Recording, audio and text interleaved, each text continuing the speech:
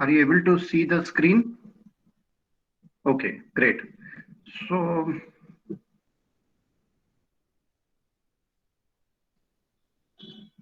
okay.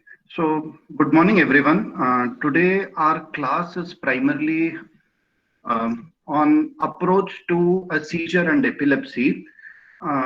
This is a kind of a new teaching that we are trying to incorporate, in which this is called flipped classroom, in which the original lecture was pre-recorded by me and was provided to you along with the reading material. So the students are able to go through that reading material before they come to the class. So this is the original time of in which we want to primarily to taking case-based scenarios and instructions. So I want this to be interactive class. So please hope all of you have downloaded Socrative student app. It will ask you the room name. So you can type HZMVSA4. So you can type the room name as HZMVSA4.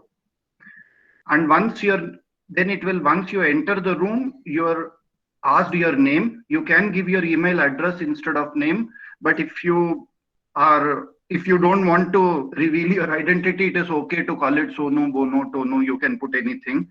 This is not a formal assessment. I am not going to individually uh, see anybody. It is for the learning mutually that we are trying to see and answer the questions as we go across. So this lecture will have lot of case-based scenarios. So you will see that as the case progresses, you can keep answering the question. Do not answer it randomly. You're not being assessed here, so please free feel to learn. There is absolutely nothing that is being recorded on an individual basis except for attendance that you will have to mark at the end of the class. Other than that, there is nothing that is being assessed. This is just to ensure that the teacher is able to connect to every 250 student who is able to across the he is able to see. So I just want to know if you have been able to log into the Socrative app. Have you been able to log into that room? Okay, thank you. So I'll keep asking you questions. Please feel free. There is nothing that is being recorded, so please do not worry. But we are here to learn mutually, and we want to see if this system works very well or not. All right. So hope you can see my presentation, and let us continue.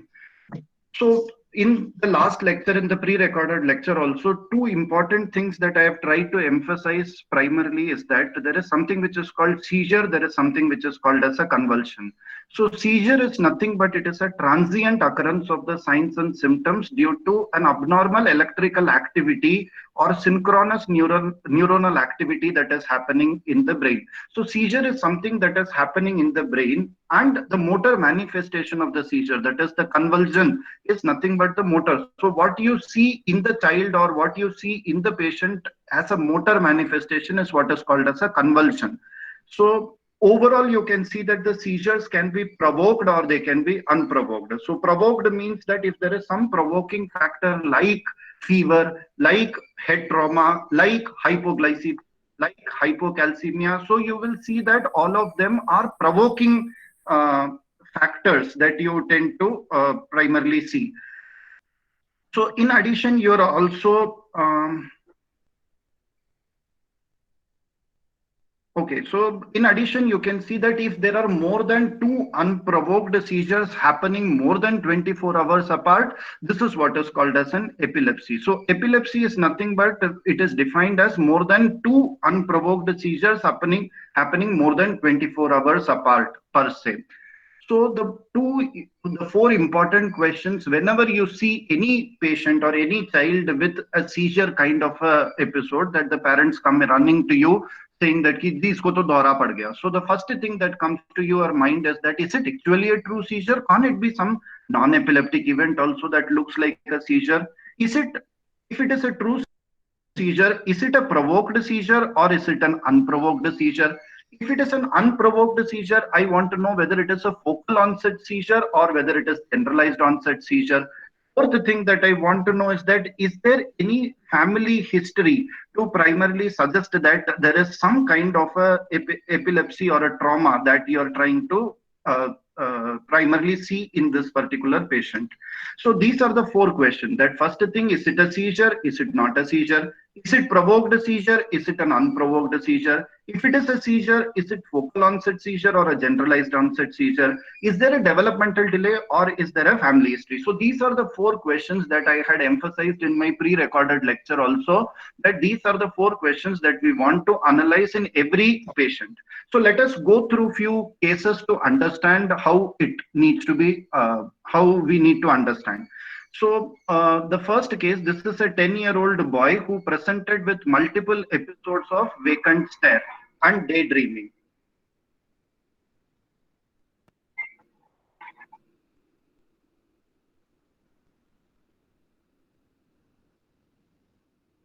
Right? So here you can very clearly see that the child had a very brief episode of vacant stare, and the mother and father usually presumed this to be a daydreaming episode, and such multiple episodes are happening for 1 month, and within few seconds the child is totally fine.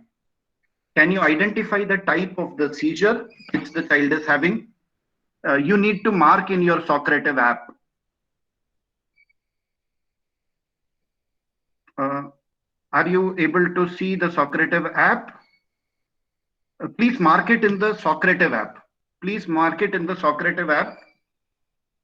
All of you can mark. So the options are focal seizure, generalized seizure, unknown onset, and unclassified seizure.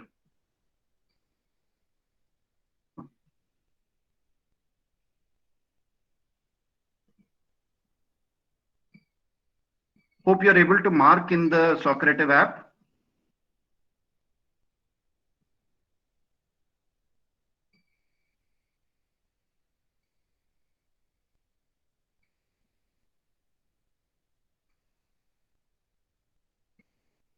Yeah, thank you. So I can see that many students have been able to mark in the Socrative app also. Very good, I'm happy. There is nothing that's recorded, so please feel free. Now that many students have answered that this looks like an absence seizure. So this is very true that this looks like an absence seizure, because in the video you can very clearly see that the child remains unresponsive for some period of the time. They are very, very brief second. There is nothing that is motor. Na haath pav hil raha, na muh hil raha. The only thing which the child is having is unresponsiveness. So you need to understand that the newer ILI classification primarily divides it into focal onset and generalized onset. And you can see that this looks like a generalized onset and it is a non-motor seizure in which there is an absence seizure. So I will classify this seizure as generalized onset seizure, non-motor, absence, and typical absence seizure. So typical absence is a seizure where the child will have an unresponsiveness very briefly for a very few seconds, and within few seconds the child will be totally fine. If the same absence is for a little prolonged period of the time, or if the child is having some kind of motor manifestation, I will call it as an atypical absence seizure. So please understand that non-motor manifestation, that is absence seizure, is always a generalized onset seizure. So as per the newer classification of the seizure type, I want to call this as a generalized seizure, non-motor seizure, and an absence seizure. So I want all the students to get familiar with this newer terminology of classifying the seizure. So let's go to this second case. This is an 8-day-old baby who presented with these abnormal movement in your emergency.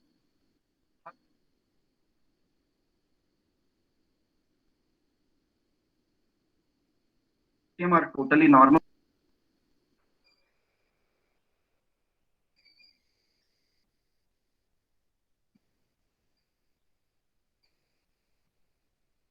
Right? You can all see that this is an 8-day-old newborn who presented in your emergency, and these are the kind of the abnormal movement which the child is having.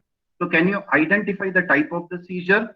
Is it a focal seizure? Is it a generalized seizure? Is it unknown onset, or is it an unclassifiable seizure? Please mark it in your Socrative app.